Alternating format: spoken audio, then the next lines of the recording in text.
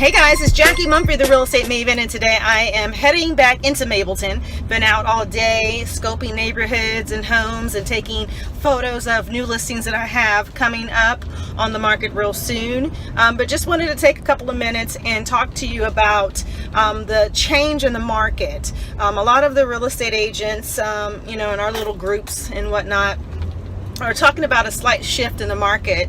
And generally in the Atlanta market, we're seeing the market's still doing pretty well, still a healthy market for homeowners that are priced right. The properties are properly staged, photographed, and marketed. They're selling fairly quickly. A lot are selling with multiple offers, and that's always a good thing. However, there is some shifting in the market we're noticing in some areas of Atlanta, especially outside the perimeter, as the locals call it, OTP, and where we're seeing some of the days on market starting to slide a little bit. Don't confuse that with prices sliding down, but it is taking a little bit longer in some neighborhoods to see prices or see homes sell or trigger a sale. And a lot of the times you'll see the homeowners kind of, when they first get on the market, we call that the honeymoon phase. And in the honeymoon phase, since your house is new on the market, you will tend to get a lot of interest in it right away. So in the first week or 2 weeks, you'll get a ton of showings, ton of calls, people showing a high amount of interest in the property. And that's because it's brand new on the market. A lot of the buyers who were already in the market and couldn't find properties that they liked, see a new one, and so they want to jump all over it. And in those cases, if the houses are perfect for those buyers and they bid on them, if it's a competing situation, then they will sometimes bid the house up. What I'm finding though is that the sellers are putting the houses on the market way too high. Even a $10,000 increase in price over a comparative home, or even a home that's much larger, selling for less, it kind of puts you in a situation where you're going to be helping to sell other homes versus selling yours. When people find more value, people just don't buy sticks and bricks in neighborhoods. They buy value. They buy schools. They buy everything. They buy everything that's included and comes with that house. They buy the barking dog down the street. They buy the neighbor who plays music next door at 3 o'clock in the morning. But they also buy that home, and they want to make sure that they're getting the value. A lot of people, believe it or not, will actually spend at the top of the market. There are people, believe it or not, that will pay over market price for a property, but the property has to have value to them. So just because you painted it doesn't mean that it's worth $10,000 more, or if you put a roof on the property and it's brand new, that it's worth anymore, because houses are supposed to present nice and are supposed to have working roof systems on them. But if the house is perfect in that everything is done and it's ready to go, and you have buyers who are looking for your specific house, it's gonna go. But some sellers, unfortunately, when they get through their honeymoon phase and the market kind of slows down for them to its normal pace of where you might be getting 1 or 2 showings a week, then they start to panic.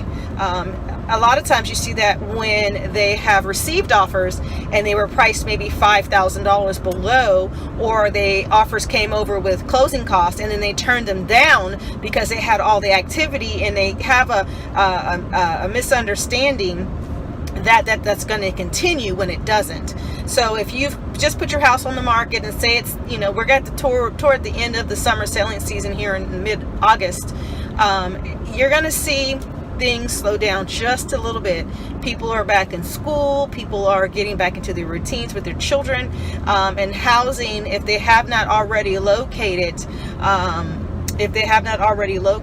a property, they may be taking their time. And then you'll see a little rush right before the holidays, when people are looking, to find a home so they can host their parties and gatherings and things for their friends and family. But we are seeing, like I said, a slight dip in the days, an increase on the days in market, not so much in price.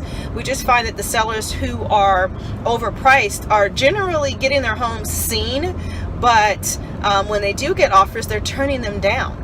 And in realtor circles, we often say that your first offer is often your best offer because the buyers are the most motivated in the first 2 to 3 weeks to buy your home.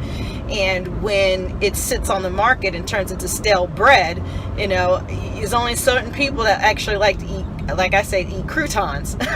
You know, if they're not into croutons or stale bread, you know, you're gonna have a harder time. And what happens is that you end up shifting your prices downward.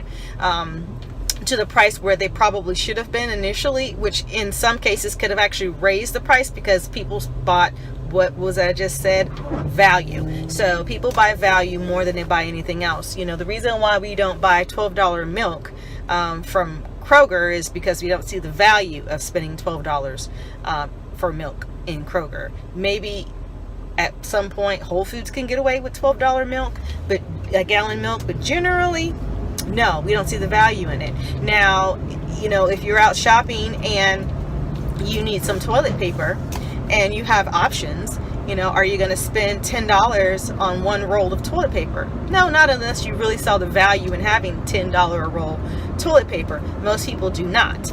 So people, like I said, buy value. So if you're thinking of putting your home on the market, think value first. What am I offering? What's more important to a buyer than money? What's more important to a buyer than, you know, brand new paint in a house? What's more important? Find out from your realtor or find out from your buyers, if you happen to be selling on your own, what's the most important thing to them. Sometimes for some people, it's having a great deal. And what does a great deal mean? It can mean a number of different things to a number of different people. You could, you know, for some people, getting $50,000 off a sales price is a deal.